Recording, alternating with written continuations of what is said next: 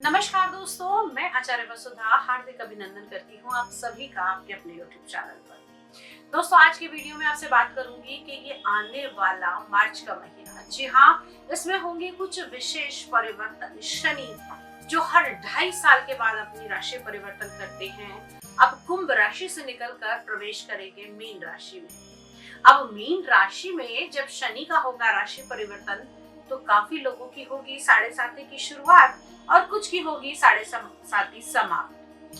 वहीं अगर मैं बात करूं तो ढैया भी लोगों की चढ़ेगी भी और उतरेगी भी। लेकिन कौन सी है वो राशियां, सबके बारे में हम चर्चा कर रहे हैं। आज हम बात करने वाले हैं कर्क राशि वाले जातकों के बारे में। जी हाँ, जिन लोगों की कुंडली में चंद्रमा 4 नंबर में है, उनके लिए आज की ये वीडियो है।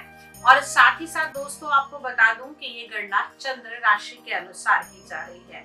तो चंद्र राशि के अनुसार देखते हैं क्या होने वाला है शनि के इस परिवर्तन से आपके जीवन में परिवर्तन। इन सभी की चर्चा करेंगे, लेकिन उससे पहले आपसे अनुरोध करूंगी कि अगर आप चैनल पे नए हैं, आपने सब्सक्राइब नहीं किया है, लाइक नहीं किया है, और प्लीज शेयर और कमेंट करना बिल्कुल न भूलें। तो चलिए वीडियो की तरफ चलते हैं, बात करते हैं कर्क राशि वाले जातकों के बारे में। जैसा कि आप देख पा रहे होंगे कि यहाँ चंद्रमा 4 नंबर में है, यानी कि आपकी चंद्र राशि हो गई कर्क। अब कर्क राशि वाले जातकों की कुंडली के नवम भाव में शनि का गोचर होगा। अभी तक अष्टम भाव में चल रहा था ये गोचर।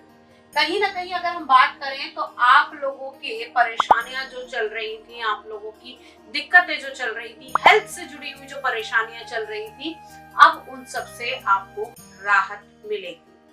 अब कैसे मिलेगी ये राहत? शनिदेव का ये गोचर आएगा आपके नवम भाव में। भाग्य भाव में शनि का ये गोचर होने वाला है, तो क्या करेगा? आपके भाग्य को, आपकी चीजों को थोड़ा सा स्लो डाउन कर देगा। जिन चीजों को पाने के लिए लंबे समय से मशक्कत कर रहे थे, अब वो चीजें मिलेंगी तो सही, लेकिन थोड़ा धीरे धीरे करके। आने वाले 2.5 साल में आपकी जितनी भी अगर हम कहें कि जो प्रोग्रेस होने वाली थी, उसको थोड़ा सा स्लो डाउन करता हुआ दिखाई देगा। नवम भाव पिता का भी माना जाता है, नवम भाव धर्म का भी माना जाता है। तो यहाँ पर शनि का ये गोचर आपको धार्मिक कार्यों से जोड़ेगा। आपके पिता के साथ संबंध जो है वो थोड़े से डगमगा सकते हैं। अगर हम बात करें तो यहाँ पर मीन राशि में जो ये शनि का गोचर रहने वाला है, ये थोड़ी सी परेशानियां आपको पैदा कर सकता है। कैसी परेशानियां पैदा करेगा? जब शनिदेव यहाँ बैठेंगे तो आपके लाभ भाव पर यहाँ पर दृष्टि डालेंगे, तो क्या होगा कि जो आपके प्रॉफिट्स आने थे, जिन चीजों की आप लालसा कर रहे थे, जो चीजें आप पाना चाहते थे, वो लंबे समय से यहाँ पर थोड़ी सी स्लो डाउन कर देंगे। अब इच्छाओं की पूर्ति में कमी करेंगे, पैरों की पिंडलियों में परेशानी देंगे। देखते देखते आपको ऐसा लगने लगेगा कि आने वाले 2.5 साल के अंदर आपके घुटने से लेकर पंजे तक के हिस्से के अंदर परेशानियां पैदा हो रही हैं। थाइज में आपके बहुत ज्यादा प्रॉब्लम आ सकती है इस टाइम पीरियड में। और अगर हम बात करें तो यहाँ पर ये 11वां भाव आपकी इच्छा पूर्ति का भी है, आपकी डिजायर्स, आपके प्रॉफिट, आपकी जॉब को लेकर, क्योंकि कहीं ना कहीं अगर हम बात करें तो आपकी जॉब पर भी ये थोड़ा सा असर डालते हुए दिखाई देंगे। अब शनि की जो अगली दृष्टि यानी कि सप्तम दृष्टि पड़ेगी, वो पड़ेगी तीसरे भाव पर। तीसरा भाव आपके बल का, पराक्रम का, सोशल सर्कल का। अब शनि तीसरे भाव में बहुत अच्छे फल देते हैं, चाहे वो दृष्टि के हो, चाहे वो प्लेसमेंट के हो। तो तीसरे भाव में जब ये शनि की दृष्टि पड़ेगी, तो यहाँ पर आपको यात्राएं कराएंगे। और यात्राएं कैसे कराएंगे? छोटी छोटी यात्राएं आपके सोशल सर्कल में होती हुई दिखाई देंगी। आपके बल, पराक्रम और साहस को और ज्यादा बेटर कर देंगे। आपके अंदर एक इन्फ्लुएंसी आएगी, आप लोगों के साथ में अटैच होंगे, और यही नहीं बल्कि लोग आपसे प्रभावित भी होते हुए दिखाई देंगे। आपकी बातों में एक बड़प्पन आएगा, एक समझदारी दिखाई देगी इस समय पर। अब बात कर लेते हैं आपके छठे भाव की।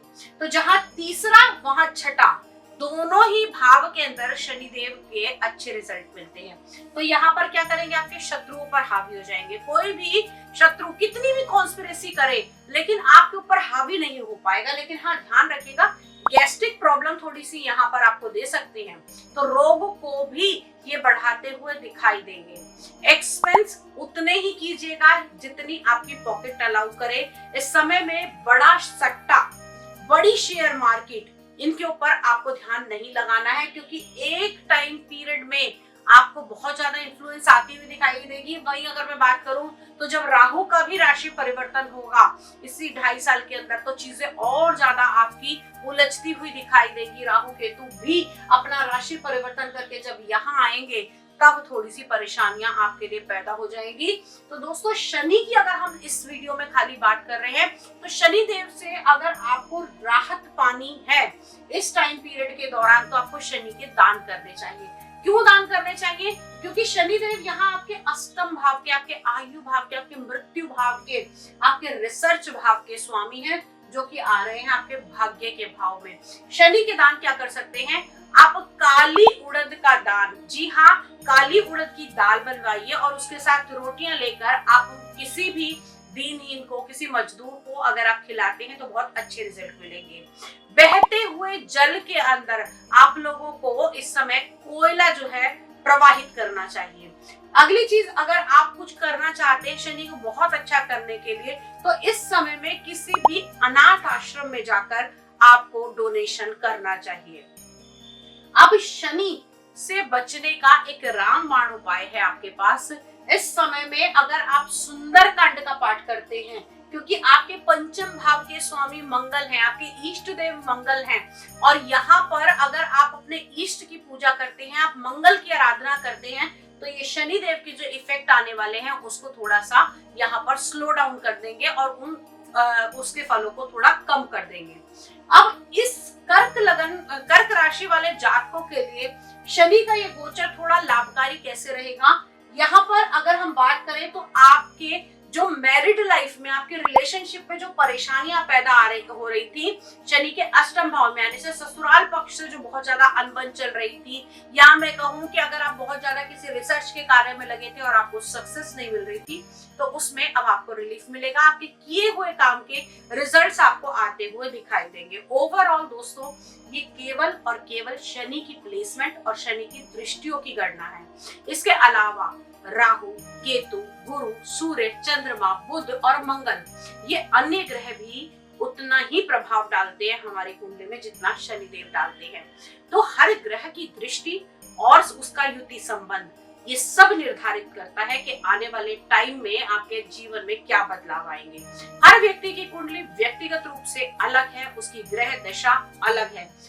इसके अलावा अपनी व्यक्तिगत कुंडली को दिखाने के लिए आप मुझसे संपर्क कर सकते हैं, उपाय जान सकते हैं। और दोस्तों, कहीं ना कहीं शनि की ये प्लेसमेंट थोड़ी सी चीजें आपको नेगेटिव एनर्जी, नेगेटिव सोच इनकी तरफ भी लेकर जा सकती है, क्योंकि धर्म के भाव में यहाँ पर आपको धर्म से जोड़ेगा, तो यहाँ आपको मंत्र से भी जोड़ेगा, आपकी दृष्टि तंत्र की तरफ भी जाएगी। तो इन सब चीजों से अगर आपको बहुत ज्यादा राहत पानी है तो आप मुझसे संपर्क कर सकते हैं। अगले वीडियो में फिर से मुलाकात करूंगी।